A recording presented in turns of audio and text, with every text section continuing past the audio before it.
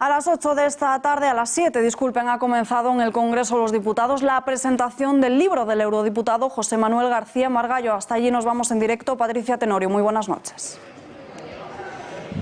¿Qué tal? Buenas noches, Alba. Sí, nosotros, Intereconomía, ha estado en la presentación de este nuevo libro, de esas memorias del señor Margallo. En primer lugar, felicidades por esas memorias. Muchas gracias. Dice usted en el título que se considera un político de extremo centro. ¿Hay de eso en nuestro país, señor Margallo? Pues como decía en la canción de Jarcha, Libertad sin ira, si no lo hay, sin duda lo habrá. Porque la única fórmula de parar la deconstrucción nacional que está llevando a cabo el gobierno de Sánchez es con un partido de centro que agrupe a muchos españoles que defienden a su país y a la Constitución, que pueda sustituirle en el gobierno. En Memorias Heterodoxas habla usted de sus hazañas, de cosas desde que es usted pequeño. ¿Le ha quedado algo por contar? Hombre, son 460 páginas. Este libro era un monstruo de unas 1000 que naturalmente ha habido que cortar. Siempre quedan muchas cosas por contar o de desarrollar para que se entiendan mejor, pero la idea sustancial del libro, ¿por qué entré en política? Es muy sencillo: entender la pasión por España. ¿Cuál ha sido mi obsesión? Evitar un enfrentamiento entre españoles, la resurrección de las dos Españas, hacer una España inclusiva, reencontrarnos con Europa y que España ocupe el lugar en el mundo que le pertenece por derecho. Esas han sido mis obsesiones permanentes y las que me han hecho seguir ya a mi avanzada edad sin pensar ni siquiera en jubilarme, sino desde una segunda línea aportar ideas, escribir esas ideas e intentar difundir esas ideas. Decía usted en una entrevista que este libro de memorias no le iba a gustar mucho a Soraya Sáenz de Santamaría. ¿Por qué lo decía?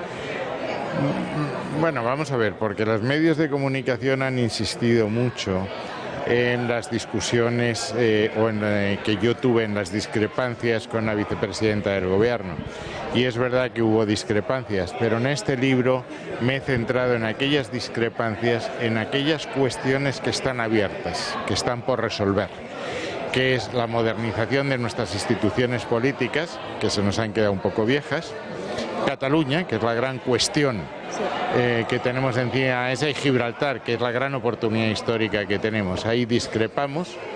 Yo creo que el tiempo me ha dado la razón y que el examen, el diagnóstico de lo que entonces pasó nos puede servir, nos puede ayudar a encontrar la solución en estos momentos. Infinitamente más difícil ahora que entonces, pero siempre posible. Y sobre Cataluña le iba a preguntar, porque es uno de los conflictos que están todavía por resolver, como usted bien dice. ¿Y cree usted que en el nuevo gobierno de Pedro Sánchez hay espacio para la autodeterminación? Creo que él, en su investidura, en su afán de llegar a Moncloa, ha contraído hipotecas muy gravosas. Yo estoy seguro que él sabe que la sociedad española no va a permitir la autodeterminación, la secesión de Cataluña. Eso lo decía Camboya en el año 1927. Si hubiese un alzamiento separatista catalán, toda España, sin distinción de ideologías, de clases o de edades, se levantaría como un solo hombre a defender la soberanía española, la unidad de la nación, la igualdad de los españoles. En definitiva, yo no concibo una España sin Cataluña como no concibo una Cataluña sin España, y estoy seguro que no lo voy a ver.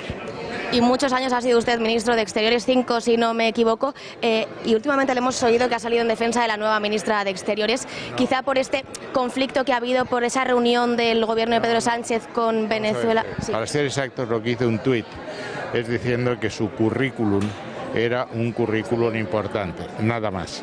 Y lo que he explicado luego es que espero que la nueva ministra tenga peso político en el Consejo de Ministros. Si el ministro de Exteriores se convierte en un director general de la presidencia del gobierno, que por alejada no puede dirigir la política exterior, vamos mal. Y tiene que tener la suficiente fortaleza para defender lo que han sido los ejes básicos de la política exterior española.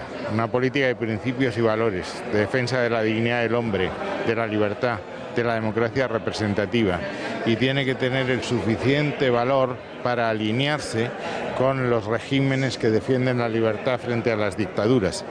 Por difícil que eso sea en un gobierno en que está Podemos, que es un satélite o una sucursal del socialismo del siglo. Yo es que justamente quería llevar esa pregunta a una afirmación que me ha parecido escucharle sobre que dice que esta reunión con la número 2 de Maduro es un plan que ha urdido Moncloa y que ha ejecutado Ábalos, ¿no? Yo creo, y voy a tener ocasión de comprobarlo porque el día 4 comemos los antiguos ministros con la actual titular, yo creo que la ministra de Exteriores no sabía esto. Es decir, que esto se tomó a mucha altura, porque esto es un gesto unido al de Bolivia, de mandar una encargada de negocios con encapuchados a la Embajada de México. Unido a esos dos gestos, es un gesto de una extraordinaria gravedad. En cuanto supone un desafío a la política de Estados Unidos en Iberoamérica y a la política de la Unión Europea en Iberoamérica. Al mismo tiempo, se le hace una afrenta a Guaidó, al que le recibe la ministra de Exteriores, no el primer ministro, siendo así que en Europa le había recibido Boris Johnson, Merkel, Macron, etcétera, y no se le recibe en Exteriores, se recibe en la Casa de América. Y al mismo tiempo se va a Barajas a advertir a Delcy Rodríguez de que no entre en el territorio Schengen porque puede tener problemas.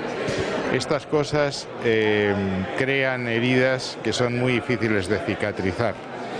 Y me da la impresión de que Estados Unidos ya ha mandado algún recado. Nos mandó un recado cuando estableció aranceles sobre el jamón, el vino, el aceite.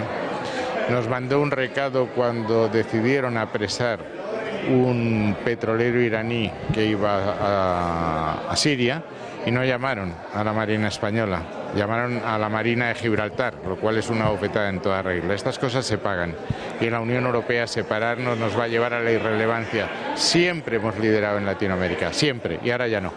Pues señor Margallo, para finalizar y ya le dejamos que siga usted firmando libros. Por último, si tiene que escoger usted garra política, ¿con quién se queda? ¿Con Mariano Rajoy o con Pablo Casado? Cada uno ha tenido su tiempo y afortunadamente esto no es un matrimonio en que solamente puedas tener una mujer, es decir, puedes escoger los dos. Yo he estado estoy muy orgulloso de haber servido con Mariano Rajoy. Tengo la tranquilidad de haber manifestado mis discrepancias cuando he creído que debía manifestarlas. Creo que en eso consiste la libertad, que en eso consiste la lealtad. El yes minister lo puede hacer cualquiera. Y ahora tengo enormes esperanzas de que Pablo Casado pueda coger el timón y llevar al Partido Popular a hacer lo que tiene que hacer para lo que nacimos, que es servir a España. Pues muchísimas gracias, señor Margallo, que disfrute.